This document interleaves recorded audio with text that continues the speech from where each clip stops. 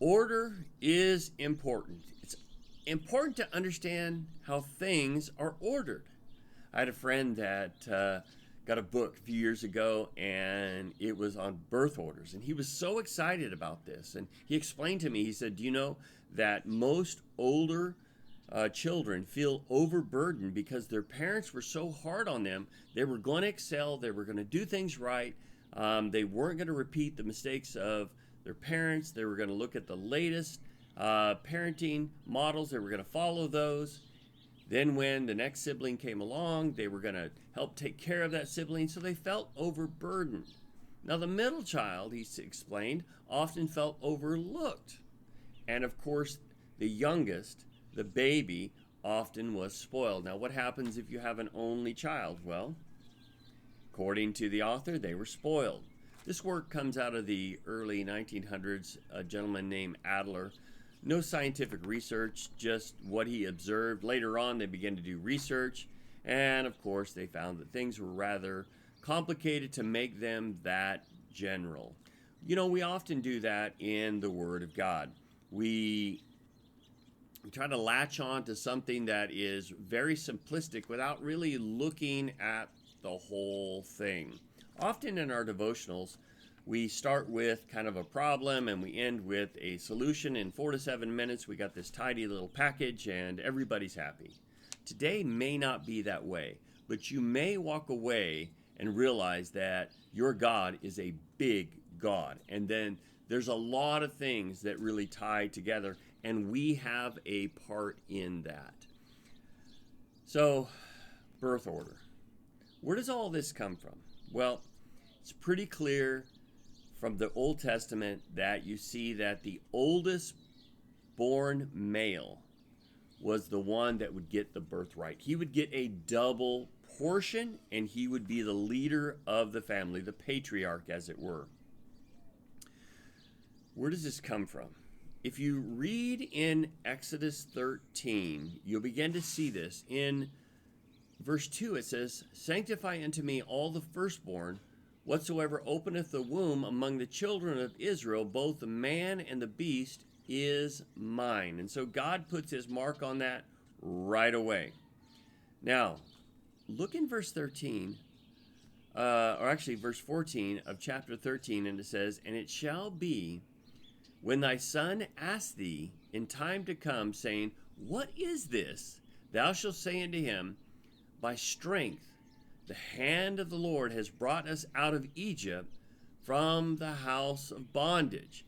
And it shall come to pass, when Pharaoh would hardly let us go, that the Lord slew all the firstborn in the land of Egypt, both the firstborn of man and the firstborn of beast. Therefore I sanctify the Lord in all that openeth the matrix," or the womb, "being males. But all the firstborn of my children I redeem." So we see here that all of those firstborns, they belong to the Lord.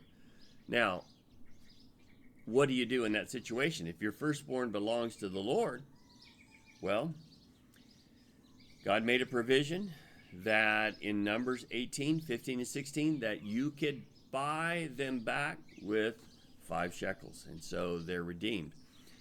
You buy the redeemed back. And so now you see this pattern in Jesus' life. And Mary did this in Luke 2, 22 and 23. So as you read the Word of God, you see this idea of the firstborn male. Now, when we look at our devotional today, we find ourselves in a situation where Jacob reverses the blessing.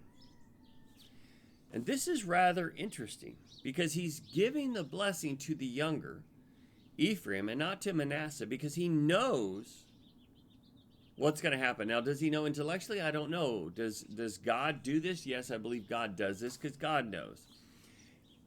And it's rather interesting because Jacob was the very one that supplanted or grabbed a hold of his oldest brother as he came out, and therefore got his name. And he's the one that ends up trading that pottage for the birthright. And so you see this switching right here in this family. Now, is this the only time this happens? No, you find in several other instances this happens where there's a switch, either by God or in this situation by man, but I think it's all you see God working in this. You take a look at Cain and Abel, and God preferred Abel's sacrifice over Cain's. You take a look at Aaron and Moses. Aaron was 3 years older than Moses, and God went to Moses to use Moses to deliver the people. You see in the situation with Joseph, he was younger, and yet he was the one that was going to rule over his brethren.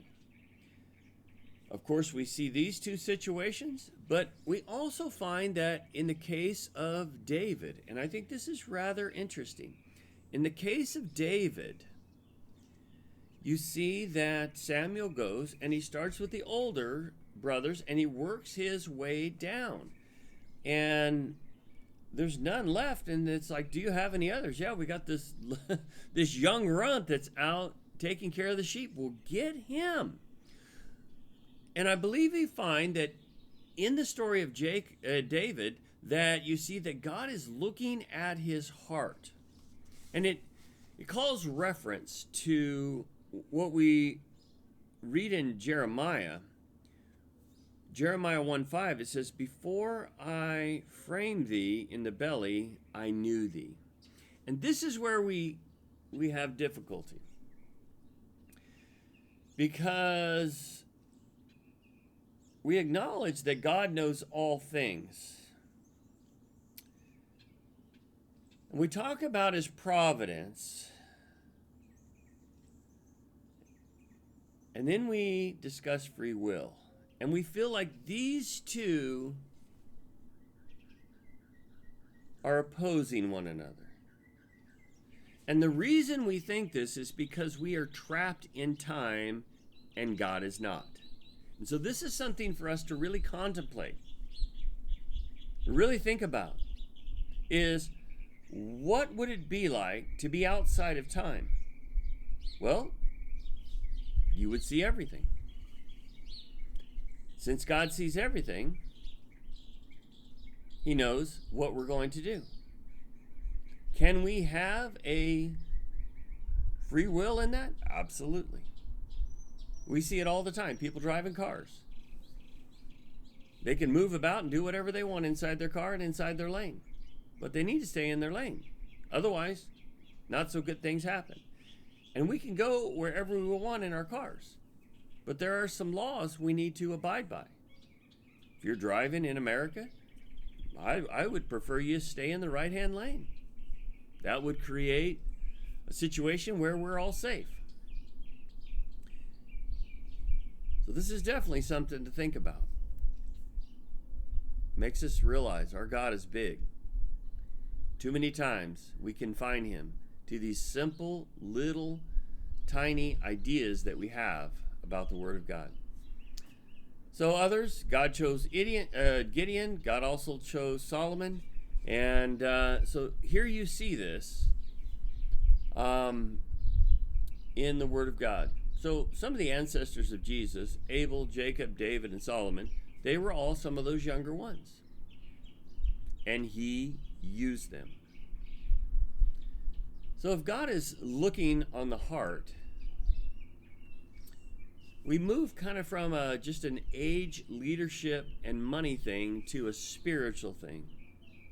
And when we kind of think in that way, maybe this will make a little bit more sense. So let us be spiritual individuals that have a heart like David, full well knowing that we are capable of doing things that are not quite right, and yet we need to have the Deuteronomy 6 mentality, that we need to love the Lord our God with all our heart, soul, and mind. Give him everything we have, that we might be the individuals that God would choose to to do great things. So contemplate these scriptures today. As you can tell by the late uploading of this, I have spent a lot of time thinking about this. Think with me. If you've got comments, put them below. Text me, call me. I would love to know your thoughts. God bless you. Thank you for watching.